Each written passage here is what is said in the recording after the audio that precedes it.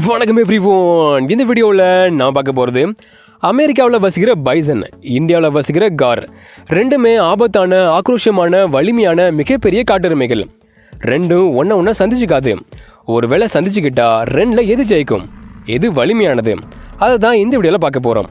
First ரெண்டுத்துக்குமான பேசிக்ஸை பார்த்துட்டு சண்டைக்கு தேவையான ஒரு 4 விஷயங்களை கம்பேர் பண்ணி பார்த்து ரெண்டில் எது ஜெயிக்குங்கிறத செக் பண்ணி பார்க்க போகிறோம். வாங்க வீடியோக்குள்ளே போகலாம்.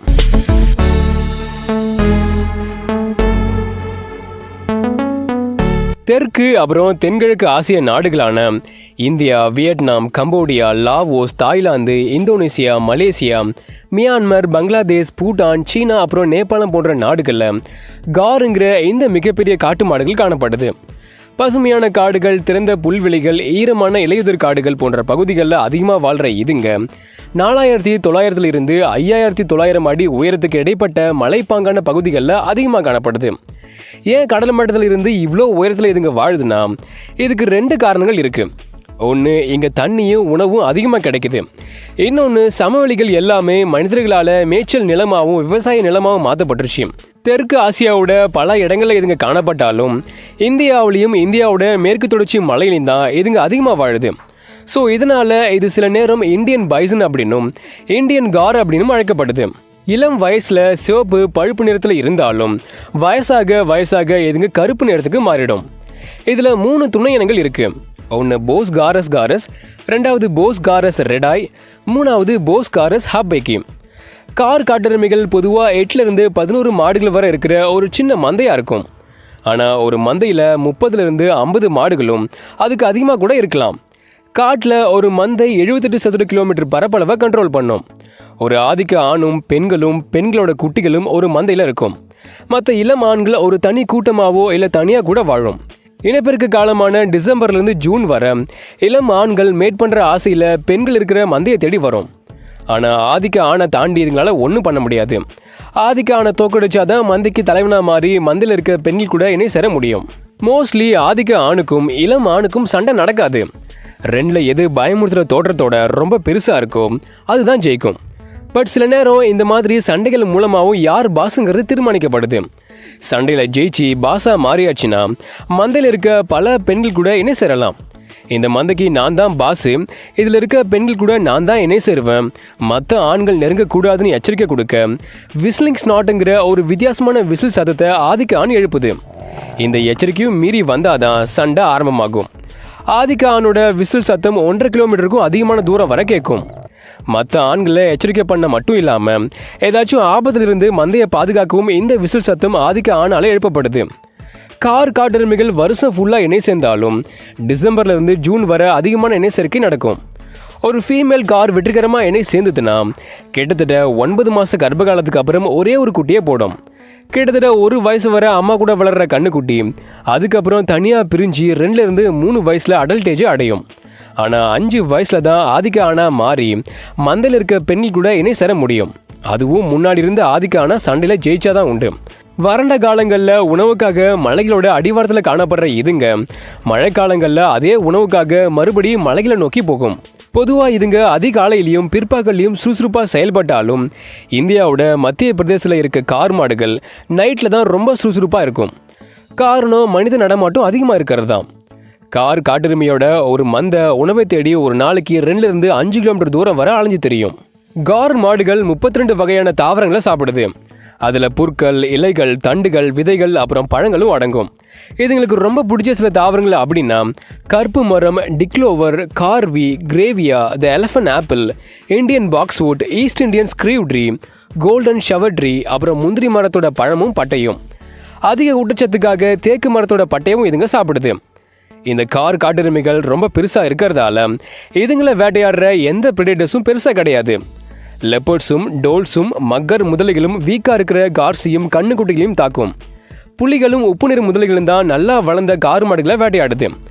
புலிகள் வேட்டையாட வந்துச்சுன்னா தான் கண்ணுக்குட்டிகளை காப்பாற்ற அதோட அம்மாக்கள் கண்ணுக்குட்டிகளை சுற்றி ஒரு பாதுகாப்பு வளையத்தை உருவாக்கும். அதனால தான் புலி முடிஞ்சளவு அதுங்களுக்கு தெரியாமல் பதுங்கி போகும். ஒருவேளை புலி வேட்டையாடுறதுக்கு முன்னாடியே காட்டெருமைகள் புலியை பார்த்துருச்சுன்னா புலியும் வேட்டையை கைவிட்டுரும். புலி அங்கேருந்து போகிற வர அம்மாக்களும் தான் கண்ணுக்குட்டியை சுற்றி பாதுகாப்பு வளையத்தை உருவாக்கிடும். முன்னாடி சொன்ன மாதிரி விவசாயம், அதிகமான மேய்ச்சல் போன்ற காரணங்களால் ஏற்பட்ட உணவு பற்றாக்குறையும், இறைச்சிக்காகவும் டிராஃபிக் ஹண்டிங்காகவும் அதிகமாக வேட்டையிடப்பட்டதாலேயும் இந்த கார் எருமைகளோட எண்ணிக்கை மோசமாக குறைஞ்சிடுச்சு. ஸோ 1986 இருந்து IUCN இதுங்களை அச்சுறுத்தப்பட்ட உயிரினங்கள் பட்டியலான ரெட் லிஸ்ட்டில் சேர்த்துருக்கு. இந்த காரணத்தால் இந்தியன் கவர்மெண்ட் இதை பாதுகாக்க பல முயற்சிகள் எடுக்கிறாங்க. இந்த கார் மாடுகள் பாதுகாக்கப்பட்ட பகுதியில் மேக்ஸிமம் 30 வருஷம் வரை வாழுது. பொதுவாக அமெரிக்கன் பஃபலோன்னு அழைக்கப்படுற அமெரிக்கன் பைசன் வட அமெரிக்காவுக்கு மட்டுமே சொந்தமான ஒரு காட்டெருமைகள். வட அமெரிக்காவோட ஆற்று பள்ளத்தாக்குகள், புல்வெளிகள், சமவெளிகள், வறண்ட நிலங்கள், புதர் காடுகள் போன்ற பகுதிகளிலையும் 10,000 அடி உயரமான மலைப்பாங்கான பகுதிகளிலும் இதுங்க காணப்படுது. முக்கியமாக வட அமெரிக்காவில் எல்லோஸ்டோன் நேஷனல் பார்க்கில் தான் இந்த பைசனோட எண்ணிக்கை அதிகமாக இருக்குது. பைசனில் 2 இனங்கள் இருக்குது. ஒன்று யூரோப்பியன் பைசன், இன்னொன்று அமெரிக்கன் பைசன். இதில் நாம் அமெரிக்கன் பைசனை தான் பார்க்க வந்தோம். அமெரிக்கன் பைசனில் 2 கிளை இனங்கள் இருக்குது. ஒன்று பிளைன்ஸ் பைசன், இன்னொன்று வுட் பைசன். இது 2ல் வுட் பைசன் தான் ரொம்ப பெருசாக இருக்கும். பிறக்கும் போது சிவப்பு நிறத்தில் இருந்தாலும் வயசாக அடர் பழுப்பு நிறத்துக்கு இதுங்க மாறிடுது. சிலது வெள்ளை கலரில் கூட இருக்கும். குளிர்கால முடிவில் உதிர்ந்து போய் அப்புறம் கோடைக்கால முடிவில் திரும்பவும் வளர்கிற அடர்த்தியான முடியவும் தோல் இதுங்க வச்சிருக்கு. இந்தியன் கார் மாதிரியே மந்தைகளில் வாழ்கிற இதுங்க ஒரு பெண் தலைவியால் வழி நடத்தப்படுது. ஒரு மந்தையில் தலைவியும் பெண்களும் அதுங்களோட கண்ணுக்குட்டியும் இருக்கும். ஆண் கன்றுகளுக்கு 3 வயசாகும் போது தான் அம்மாவோட மந்தையிலிருந்து பிரிஞ்சு தனியாவோ இல்லை மற்ற ஆண்கள் கூட சேர்ந்து ஒரு கூட்டமாகவோ சுற்றிட்டு இருக்கும். ஆண்களோட மந்தையும் பெண்களோட மந்தையும் தனித்தனியாக தான் இருக்கும். எது வரைக்கும்னா மேட்டிங் சீசன் வர்ற வரைக்கும் தான். இனப்பெருக்க காலமான ஜூலையிலிருந்து செப்டம்பர் வரை ஆண்களோட மந்தையும் பெண்களோட மந்தையும் ஒன்றா சேர்ந்து காணப்படும். எல்லா ஆண்களுக்கும் பெண்கள் கூட இணை சேர ஆசை இருந்தாலும் ஒரே ஒரு ஆதிக்க ஆணால தான் பல பெண்கள் கூட இணை சேர முடியும். ஒருவேளை மற்றதுக்கும் இணை சேர விருப்பம் இருந்தால் ஆதிக்க ஆணை தோக்கடிச்சா மட்டும்தான் அது நடக்கும். ஆதிக்க ஆண் மற்ற ஆண்களை எச்சரிக்கை பண்ண சத்தமாக கர்ஜிக்கவும் செய்யும். கர்ஜனையை கேட்டால் மற்ற ஆண்கள் விலகி தான் போகணும். போகலினா சண்டை கன்ஃபார்மாக நடக்கும். ஜெயிக்கிறதுக்கு மந்தையோட ஃபீமேல்ஸும் கிடைக்கும். அமெரிக்கன் பைசனில் 2லேருந்து 3 வயசில் ஆண்களும் பெண்களும் அடல்டேஜை அடைஞ்சு இணை சேர்ற வயசுக்கு வரும். இந்த வயசில் பெண்கள் ஈஸியாக இணை சேர்ந்து கன்றுகள் போட ஆரம்பிச்சிடும். ஆனால் ஆண்கள் மேட் பண்ணணும்னா ஆதிக்கான தோக்கடிக்கணுங்கிறதால 6லேருந்து 10 வயசில் தான் அது ஒரு ஆதிக்கான தோக்கடிச்சு பெண்கள் கூட இணை சேர முடியும். அது வரை வெயிட் பண்ணி ஆகணும், வேற வழியே இல்லை. ஒரு ஃபீமேல் பைசன் சக்ஸஸ்ஃபுல்லாக இணை சேர்ந்ததுன்னா 9 மாத கர்ப்ப காலத்துக்கு அப்புறம் சிவப்பு கலரில் ஒரே ஒரு கண்ணுக்குட்டியே போடும். அந்த கண்ணுக்குட்டி கிட்டத்தட்ட 1 வயசில் அம்மா கிட்டேருந்து பிரிஞ்சு தனியாக வாழ கற்றுக்கும். 2லேருந்து 3 வயசில் முன்ன சொன்ன மாதிரி அம்மாவோட மந்தையை விட்டு பிரிஞ்சு தனியாகவோ இல்லை மற்ற ஆண்களோட சேர்ந்து வாழும். அப்புறம் 6லேருந்து 10 வயசில் ஒரு ஆதிக்க ஆணுக்கு சவால் விட்டு ஜெயிச்சு பெண்கள் கூட இணை சேர்க்கையில் ஈடுபடும். அமெரிக்கன் பைசன்ஸ் உணவுக்காக தொடர்ந்து இடம்பெயர்ந்துகிட்டே இருக்கும். ஒரு நாளைக்கு 3 கிலோமீட்டர் தூரம் வரை இதுங்க பயணிக்கும். புற்கள், தாவரங்களோட இலைகள், லைக்கன்கள் இதுதான் இதுங்களோட முக்கிய உணவாக இருக்குது. பனிக்காலத்தில் தான் கொம்பால் பனியை விலக்கி இது புற்களை சாப்பிடுது. தங்களோட தோலில் இருக்க ஒட்டுண்ணிகளையும் முடிகளையும் ரிமூவ் பண்ண தரையில் படுத்து இதுங்க புரளுது. அப்படி புரளும் போது உருவாகிற பள்ளம் மழைக்காலத்தில் நீர்நிலையாக மாறி அப்புறம் சின்ன சின்ன உயிரினங்களுக்கு அது வாழ்விடமாக மாறுது. கோடை காலத்தில் இதே பள்ளங்கள் பைசனோட உடம்பு சூட்டை குறைக்கவும் பயன்படுது. பைசனோட அதிகப்படியான மேய்ச்சல்னால சத்தான புதிய புற்கள் மறுபடியும் உருவாகி பல்லுயிர்கள் பெருகிறதால எக்கோசிஸ்டம் பாதுகாக்கப்படுது. இந்த பைசனோட அளவு காரணமாக பெருசாக இதுங்களுக்கு எந்த எதிரியும் கிடையாது. ஆனால் 2 இருக்கு. ஒன்று கிறிஸ்லி கரடி. வயசான வீக்கான பைசனையும் பைசனோட கண்ணுக்குட்டிகளையும் கிறிஸ்லி பெயர் தாக்குது. இன்னொன்று ஓநாய்கள் கூட்டமாக செயல்படுறதால நல்லா வளர்ந்த ஆரோக்கியமான பைசனை கூட இதுங்க வேட்டையாடுது. ஒரு காலத்தில் வட அமெரிக்காவில் கோடிக்கணக்கில் சுற்றிட்டு இருந்த இந்த பைசன்ஸ் அதுக்கப்புறம் இறைச்சிக்காகவும் ஆடைகள் தயாரிக்கப்படுற இதோட தோலுக்காகவும் கருவிகள் செய்ய பயன்படுற இதோட எலும்பு கொம்புக்காகவும் அதிகமான அளவில் வேட்டையாடப்பட்டது. இதில் சில நோய்களும் சேர்ந்ததால் 1800களில் இதோட எண்ணிக்கை வெறும் 500ங்கிற அளவுக்கு குறைஞ்சிடுச்சு. இதை இப்படியே விடக்கூடாதுன்னு நினச்ச அமெரிக்கன் கவர்மெண்ட் இதை பாதுகாக்க பல முயற்சிகள் எடுத்தது. அதோட விளைவா இப்போ இதுங்களோட எண்ணிக்கை 5 லட்சத்துக்கும் அதிகமாக உயர்ந்திருக்கு. 2016 அமெரிக்காவோட தேசிய பாலூட்டியாகவும் இது அறிவிக்கப்பட்டது. அமெரிக்கன் பைசனோட சராசரி ஆயுட்காலம் 10லேருந்து 20 வருஷமாக இருந்தாலும் கேப்டிவிட்டியில் 30 வருஷம் வரை இதுங்க வாழுது. American bison and Indian gaur ரெண்டுத்துக்குமான பேசிக்ஸை இப்போ நம்ம பார்த்தோம். இப்போ இதுங்களுக்கு இடையில் சண்டைக்கு தேவையான ஒரு 4 விஷயத்தை கம்பேர் பண்ண போகிறோம். அது மூலமாக 2ல் எது ஜெயிக்குங்கிறத பார்க்கலாம். First one size. Indian car தலையிலிருந்து பேக்கு வர 8லேருந்து 12 அடி நீளமும் வால் மட்டுமே 2லேருந்து 3 அடி நீளமும் இருக்கும். ஷோல்டரில் இதோட ஹைட்டு 7.5 அடி வரை இருக்கும். வெயிட்டை பார்த்தோம்னா 600லேருந்து 1500 கிலோ எடையவே இதுங்க ரீச் பண்ணுது. கால்நடைகள், காட்டெருமைகள், எருமை, மான், செம்மறி ஆடுகள் இதெல்லாம் அடங்கியிருக்கிற போவிடே குடும்பத்தில் இதுங்க தான் ரொம்ப பெருசு. இப்போ இருக்கிற எந்த காட்டு மாடை விடவும் இதுங்க தான் ரொம்ப பெருசு. இந்தியன் காரில் பெண்களை விட ஆண்கள் தான் ரொம்ப பெருசு. ஆண்களோட அளவுலையும் வெயிட்லையும் பெண்கள் 1/4 பங்கு கம்மியாக இருக்கும்.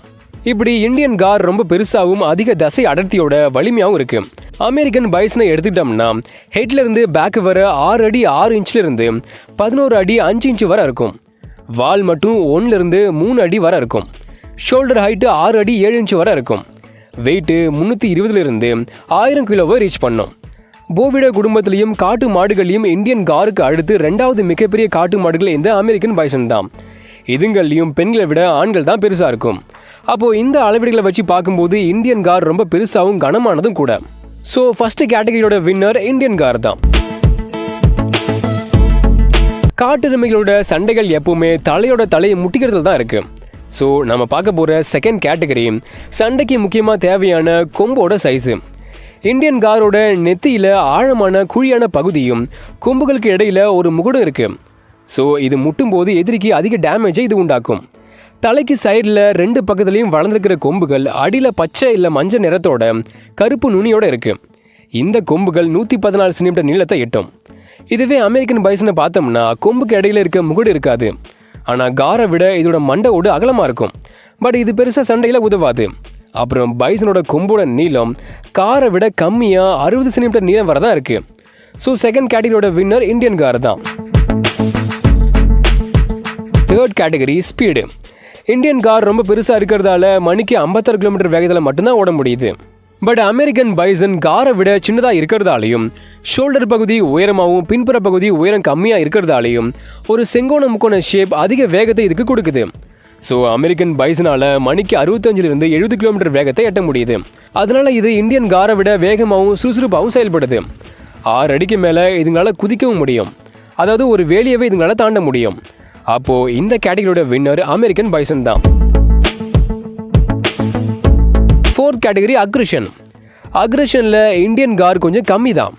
இதுங்க கூச்ச சுபாவம் கொண்டது. மனிதர்களை பார்த்ததுன்னா காட்டுக்குள்ளே ஓடி ஒளிஞ்சிடும்.